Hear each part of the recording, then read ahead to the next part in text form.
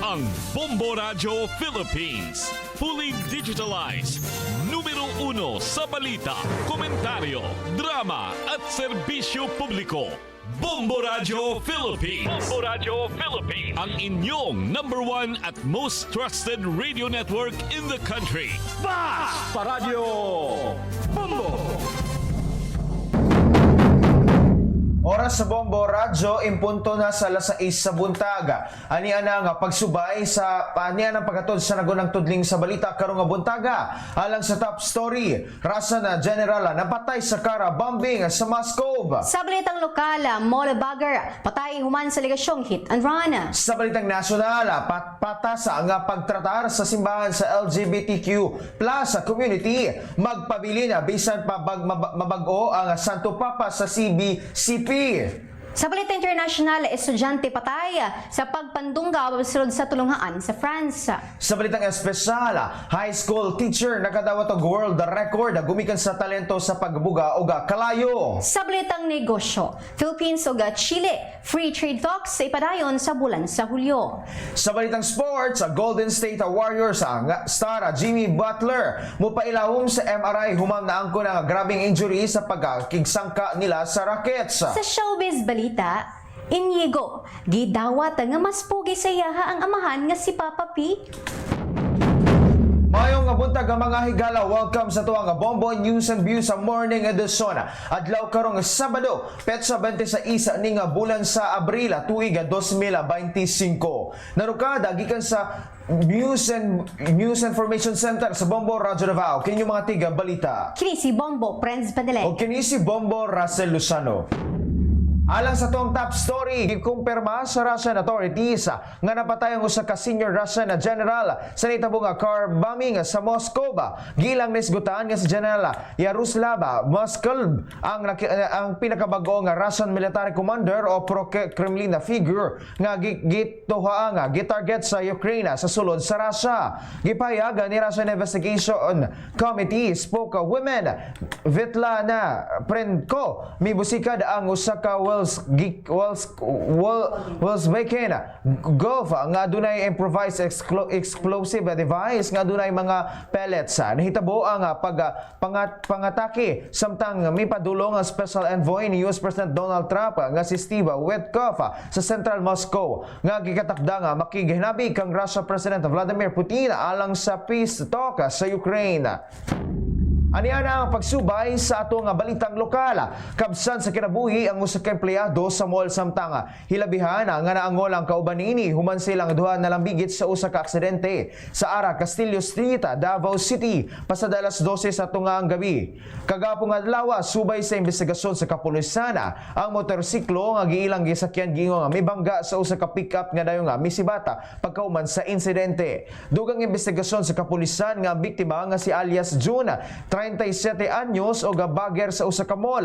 Nagmaneho sa motorsiklo uban ang iyang kauban nga si alias Seli, 35 anyos o cashier sa susama nga mall. Dihang ilang nadungog ang kusog nga lagapaka sa pagkabangga gikan sa likod nga bahina. Matud pa sa mga nakakita sa mga panghitabo, usa kini ito magka-pick up nga adunay plakang LAK 10077 nga wala na mobalik pagkahuman sa insidente. Hinuon gisugdan na sa kapulisan ang pagpangita sa driver nga responsable sa mong insidente. Sa karon na ang patay nga lawas si June sa punerarya samtang si Sally anaa pa sa Southern Philippine Medical Center alang sa padayon nga pagapaayon ini. Samtang nawagan usab karon ang kapulisan sa publiko nga kung adunay kasayuran kabahin sa suspetsado, i-report gilayon sa kapulisan aron mahatagan og gustisya ang biktima o ang mga pamilya niini tungod sa mao nga panghitabo. Dugang detalye sa balitang lokal.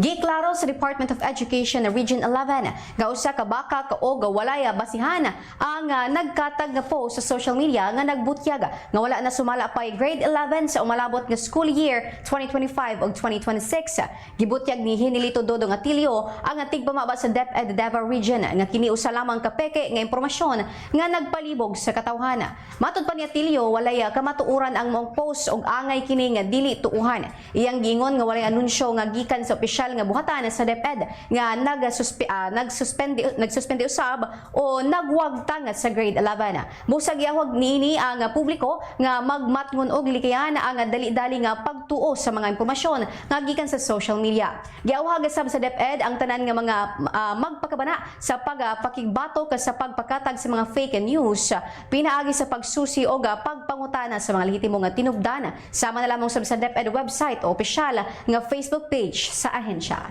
Nidangop sa kapulisan ang usa ka magtutudlo sa Santa Maria Elementary School sa lungsod sa Nabuntoran, Davao de Oro. Humani ang madiskubrihan nga gilungkab ang principal office sa ilang eskwelahan. Nahitabo ang insidente sa buntag sa Abril 23 ning kasamtangan tuiga.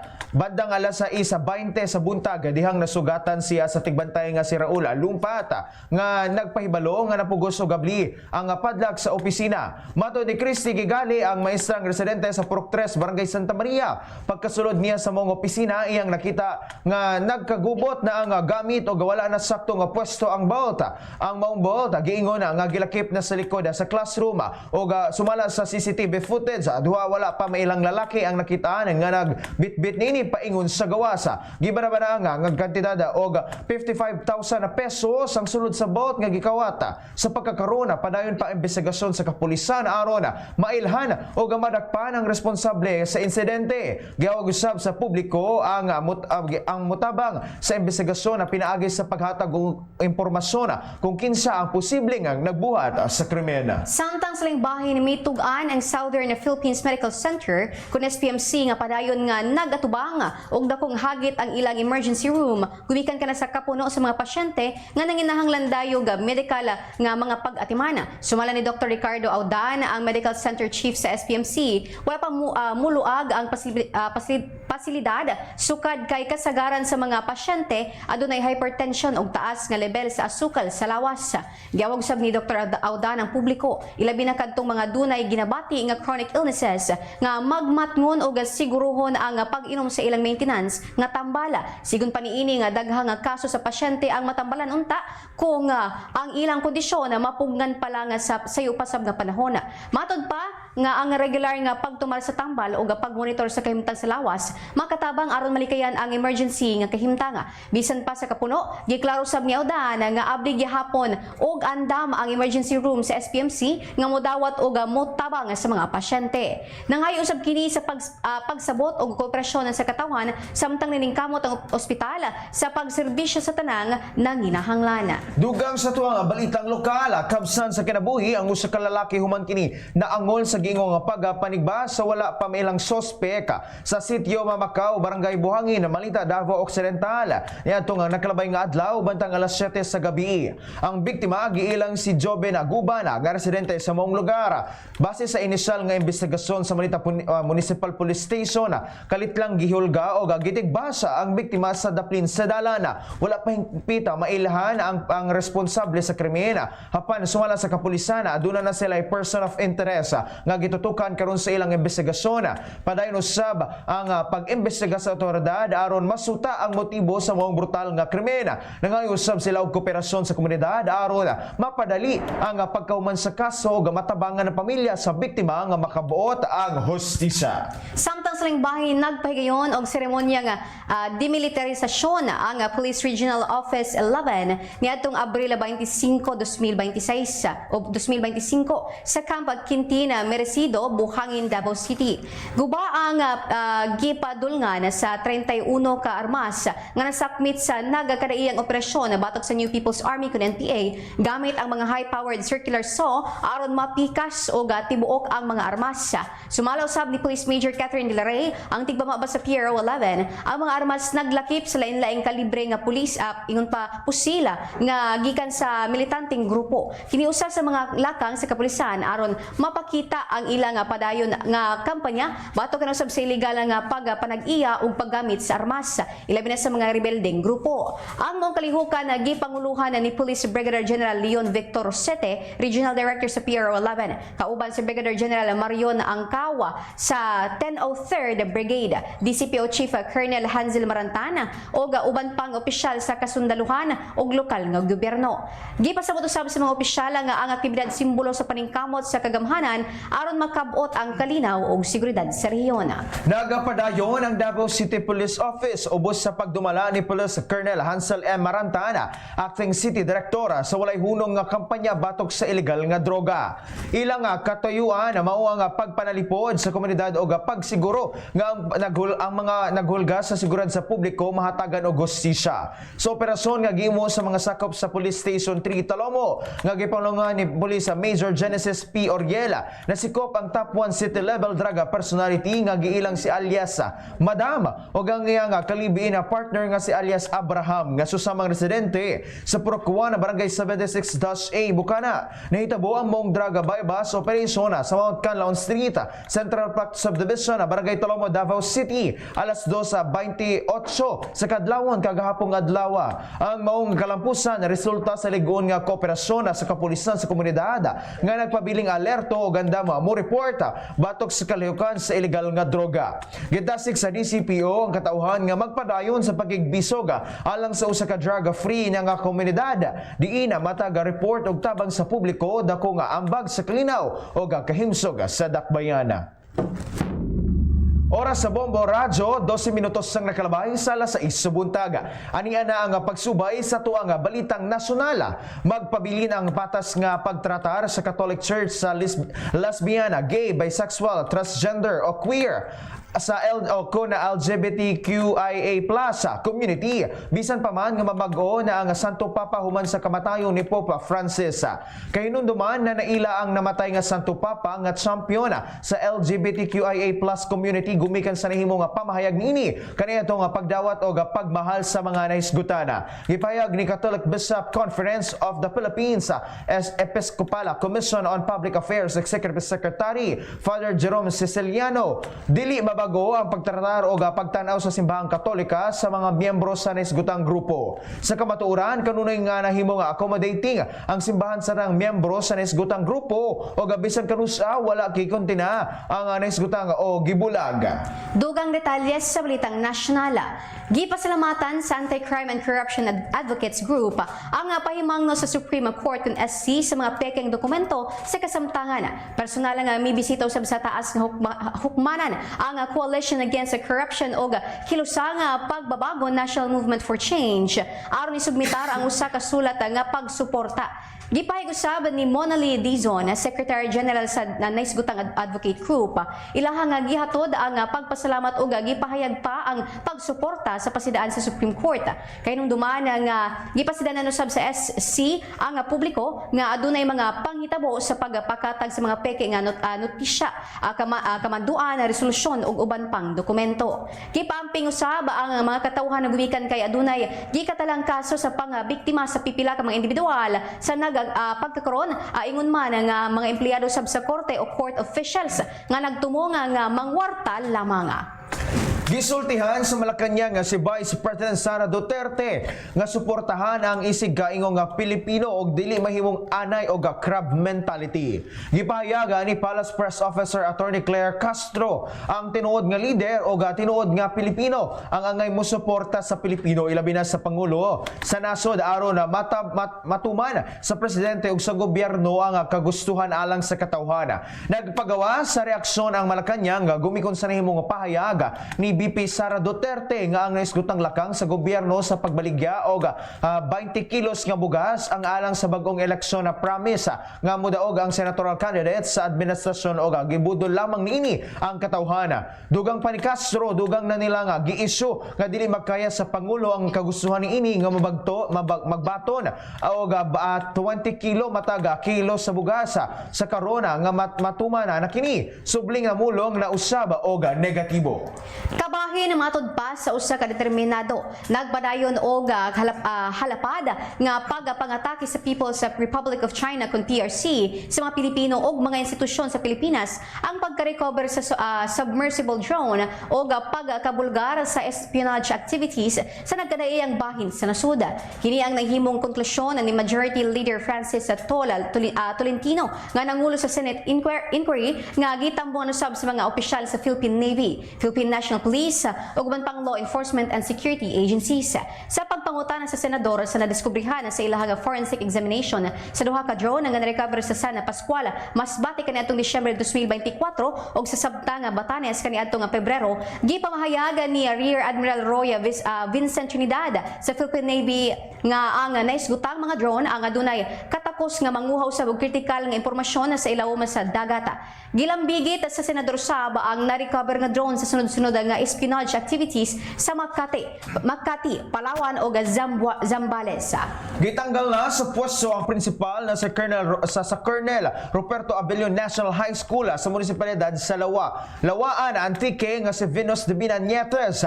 Ang nisgutang prinsipal ang nag-viral sa social media humana gipahubad sa mismong seremonya ang toga nga gisuot sa mga nagtapos nga senior high school students. Gipahayag ni Palace Press Officer Claire Castro ang pagkatanggal sa prinsipal maong nahimong sayo nga sakyo na aksyon ni Education Secretary Sonny Angara humana nga ang insidente subay na usab sa kamandoan ni Pangulong Marcos Jr. Apana dugang gipahayag ni Castro bisan pa man nga mamahimo pa maghapong magtudlo ang naisgutang magtutudlo sa ubang tulungaan apan ipailawon kini sa behavior evaluation. Sa nag-viral nga video makita ang pagpahibalo sa principal sa stage nga dili angay magsuot og toga ang mga nagtapos subay sa DepEd guidelines nga mahimo nga simple og ang seremonya. Gimando niini sa graduating students nga dili magtoga sa pagsaka sa entablado nga gireklamo usab sa pipila ka estudyante og sa ilahang mga ginikanan. Misunod usab ang pipila ka tinunan apana madunggan ang pagsinggit sa mga misupak sa kamandoan sa prinsipal. Samtang sa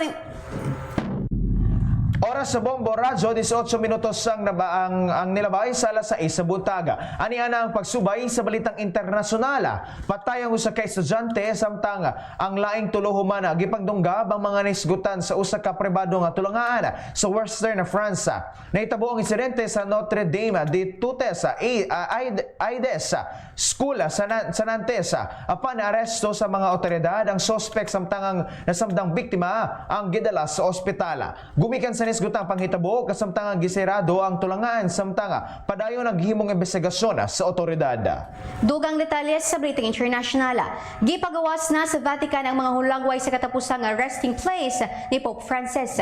Kanungduman nga sa katapusang gipangayo usab sa namatay nga Santo Papa, gisgutan niini nga Basilica of Saint Mary Major nga mauna usab ang iyahang lubnganan. Subay sa impormasyong gipagawa sa Vatican, ang lubnganan sa Santo Papa ang gimugna sa bato nga nagagikan usab kana sa Liguria, usa ka rehiyon sa nasod Italy kung diin nagagikan ang mga grandparents na namatay usab nga Santo Papa.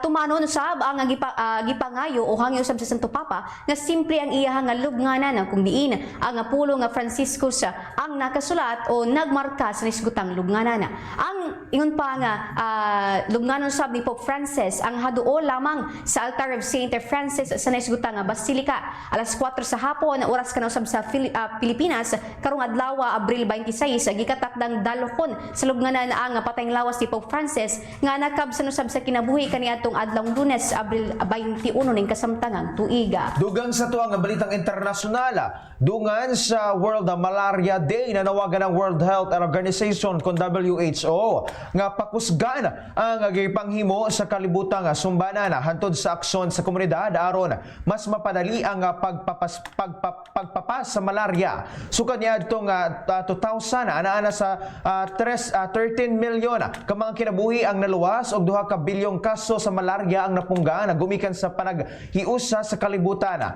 Ana sa 45 ka nasod og usa ka teritoryo na ang gikonsidera nga malaria free sa WHO. Apana 600,000 ka mga kinabuhi ang nawala gumikan sa malaria kaniadtong tuig 2023 og kadaghanan niini sa Africa. Ang nalapad nga roll out sa mga bakuna batok sa malaria o insecticide treated nets sa Africa ang gilaumang muluwas sa libuan ka mga bata matag tuiga. Ang tema sa World Malaria Day karong tuiga mao ang malaria ends with us, reinvest, reimagine, reignite kung diin nanawagan sa mas legon nga saad sa pinansyal o innovation aron na matapos ang sakit. Oras sa Bombo Radyo, 21 minutos ang nakalabay sa alas 6 sa buntaga. Aniyan ang pagsubay sa tuwang balitang espesyal. Opisyal ngang gideklara nga world record holder ang usa ka high school teacher sa Shakopee City, Minnesota humana. Kini ang nagpakita og makakadayeg nga fire breathing skills.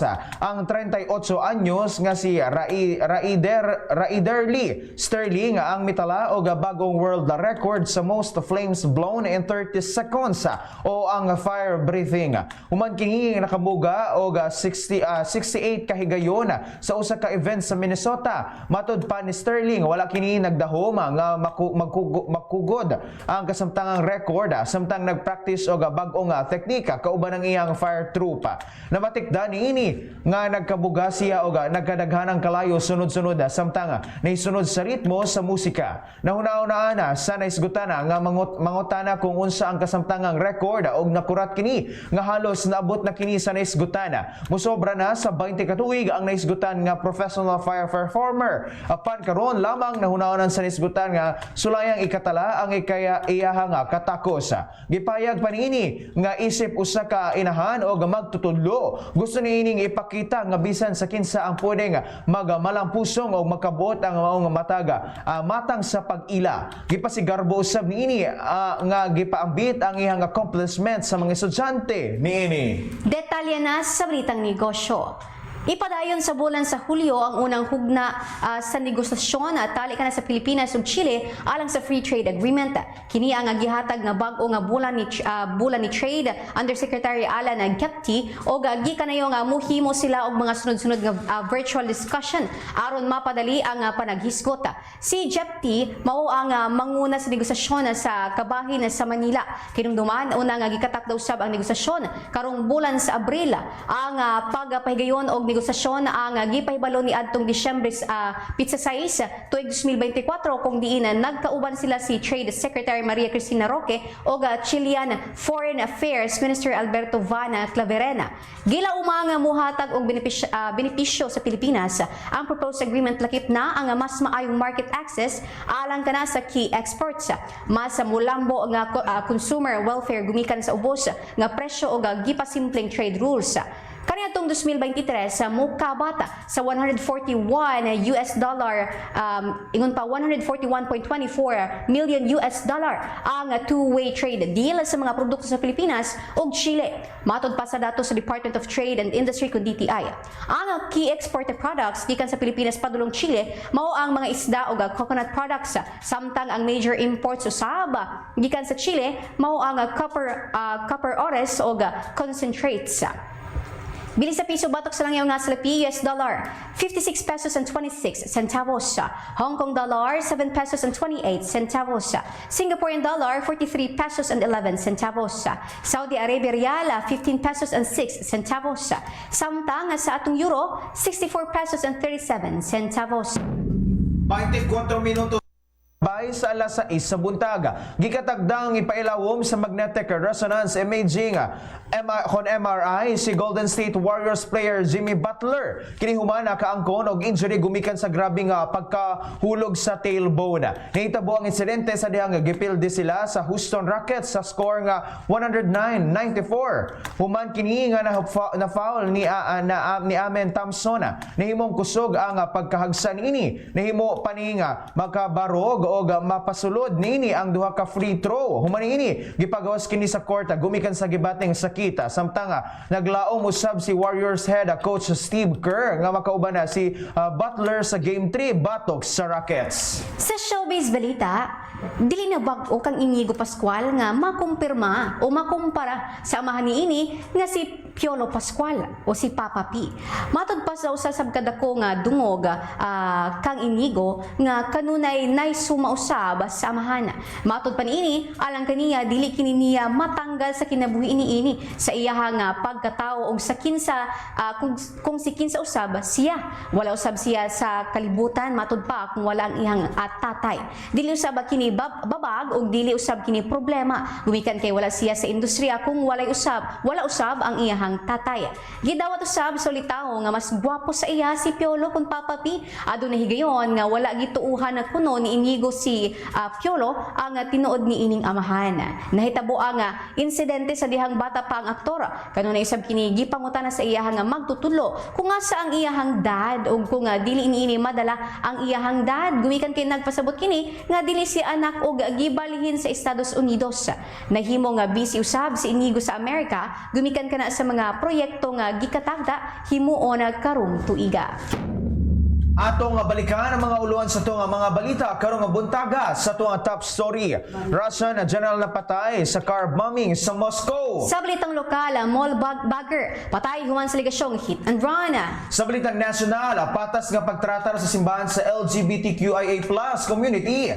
Magpabili na bisan pa bag-o na ang Santo Papa. Sumala sa CBCP. Sa balitang international, estudyante, patay sa pagpangdunggab sulod sa tulunghaan sa France. Sa balitang espesyal, high school teacher nakadawat og world record gumikan sa talento sa pagbuga og kalayo. Sa balitang negosyo, Philippines ug Chile free trade talks ipadayon sa bulan sa Hulyo. Sa balitang sports, Golden State Warrior star Jimmy Butler mupailawom sa MRI human sa nangko nga grabing injury sa pagigsangka sa Rockets.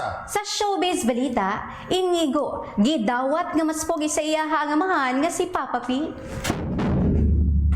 Mao ka na ang naglangkob sa tuwang Bombo News and Morning Edition adlaw karong Sabado, petsa 28 ning bulan sa Abril tuig 2025. Nanukada gikan sa News and Information Center sa Bombo Radyo Davao. Kini yung mga tiga balita. Kini si Bombo Friends Bandele. O kini si Bombo Russell Luzano. Alang sa the number 1 and most trusted radio network in the country, Bombo Radyo Philippines. Basta Radyo. Bombo!